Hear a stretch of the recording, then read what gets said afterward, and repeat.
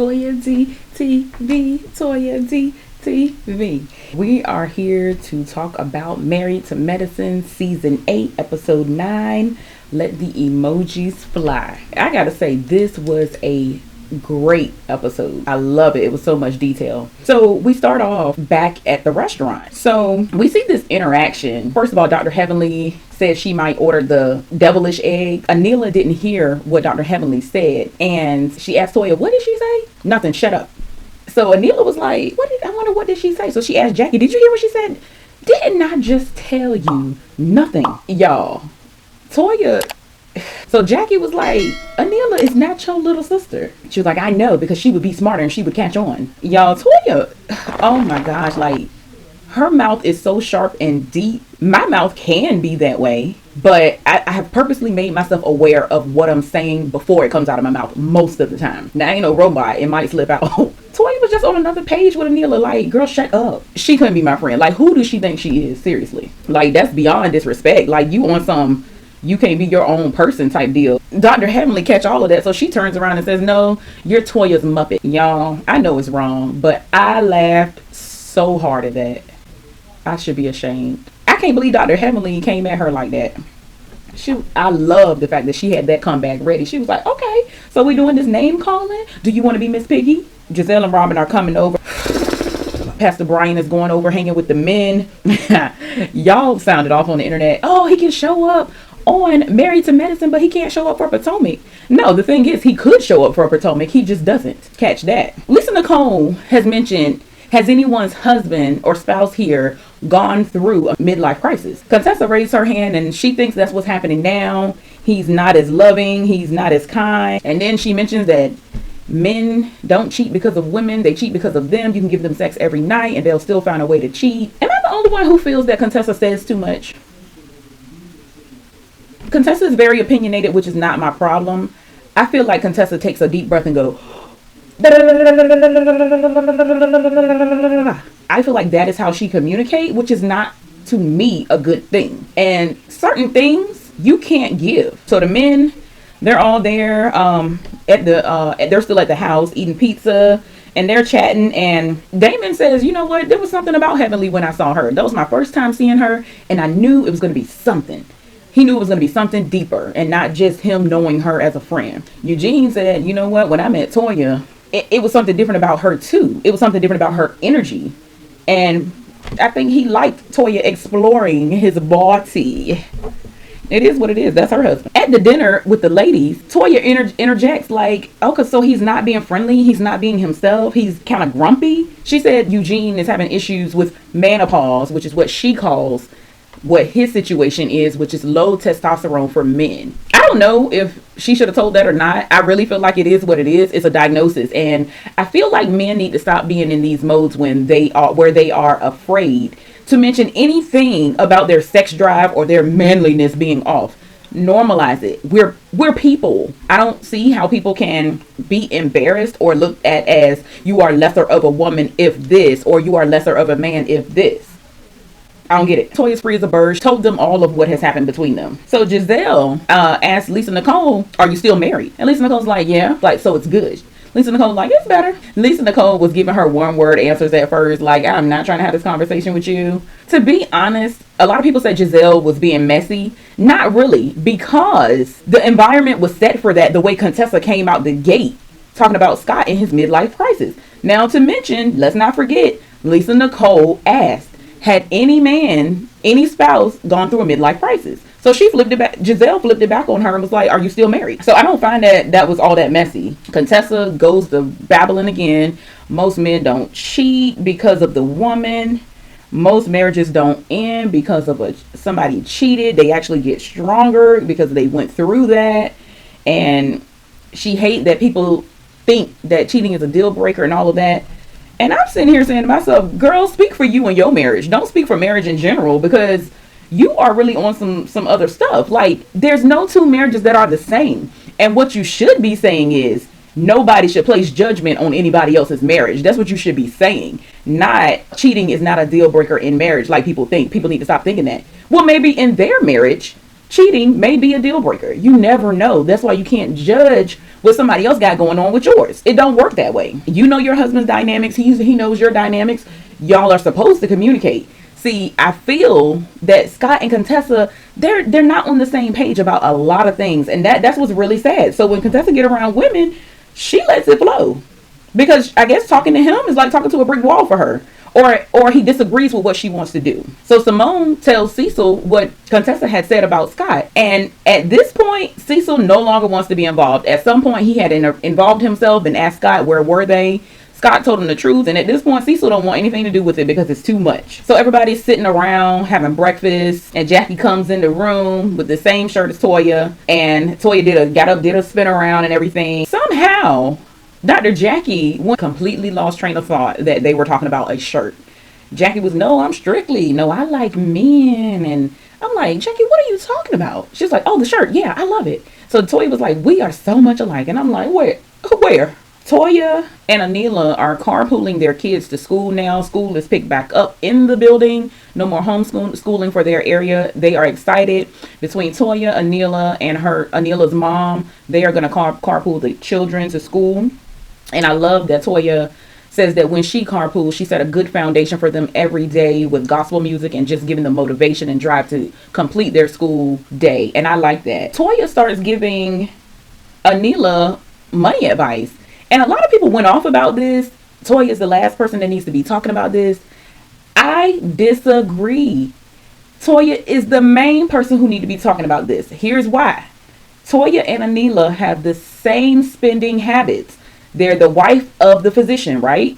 They both like fashion. They both like doing stuff to make them feel good and just having girly girl stuff, okay? They are alike in a lot of ways from what we see on TV. Now, I don't know what they're like off camera. Toya and Eugene almost hit rock bottom.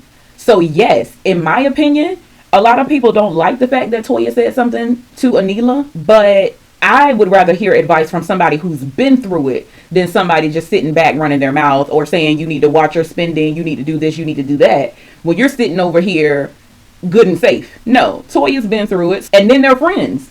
And you gotta say, the advice Toya gave her was not bad. It was the simple fact that you are overspending, which is making your husband lash out on you.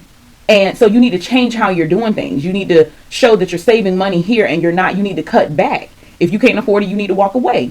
And Anila was like, I don't know, I'll think about it. Girl, if you want your marriage, you'll think harder. So I'm all for it. Toya had that relationship with Anila. And yeah, I feel like she should have said what she said to her. I forgot to mention last week that Anila didn't pay her makeup artist or was going to delay the payment for the makeup artist. I feel like that is the most trifling thing ever. And I'm not judging her because she did say, well, we're in the midst of buying a house.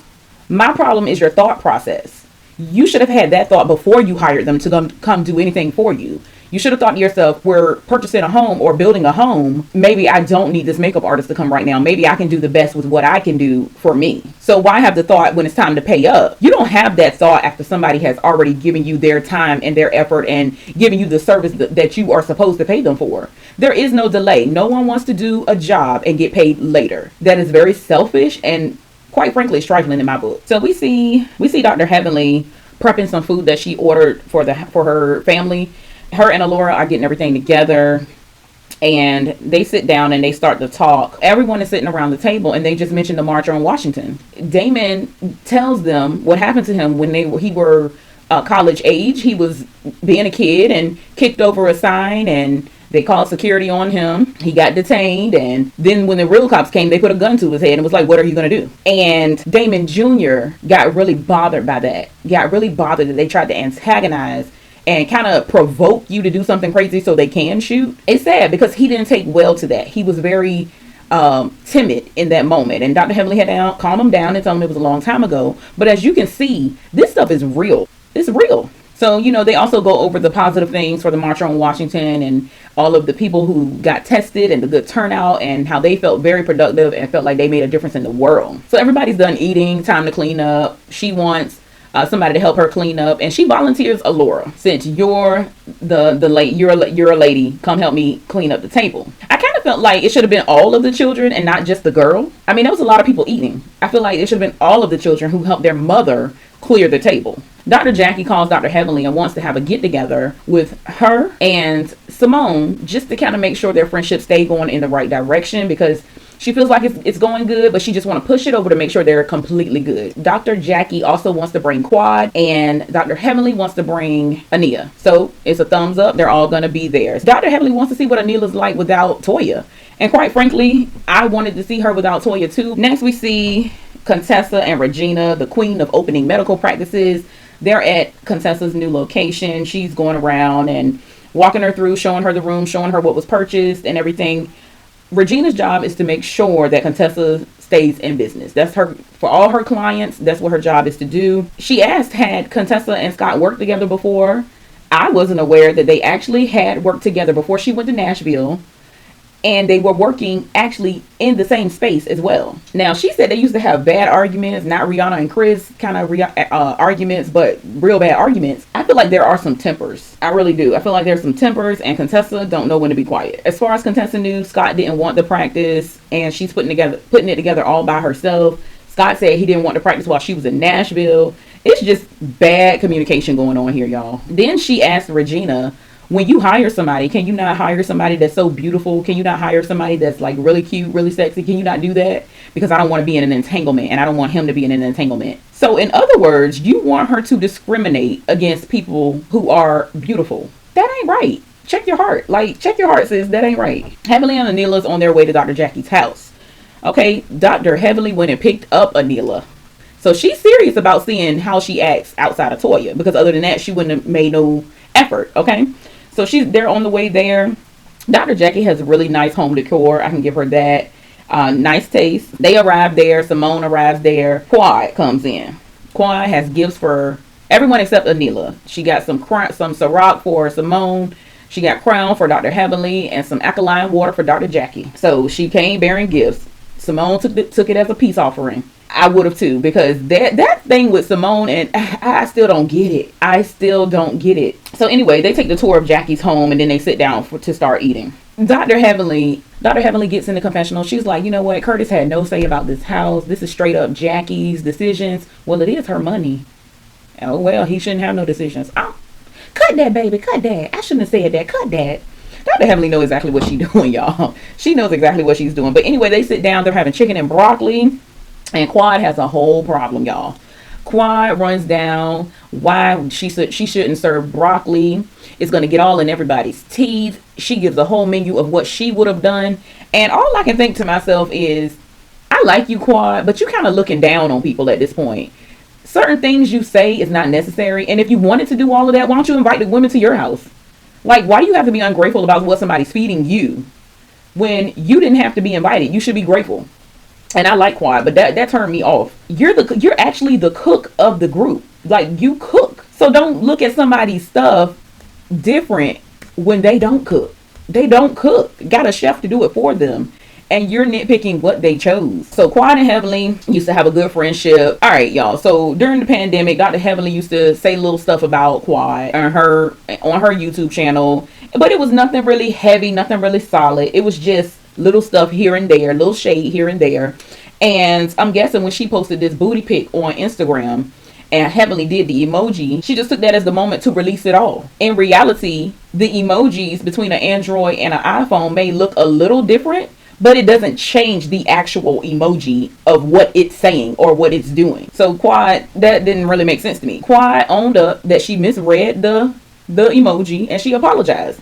Well, the editing of the conversation made it seem like while she was explaining, Dr. Heavenly just went off. No, it looks like that was edited. Apparently, Dr. Heavenly didn't like the way Quad was talking. You're gonna fix your tone when you're talking to me. So they go, oh my God, they start going tit for tat, tit for tat.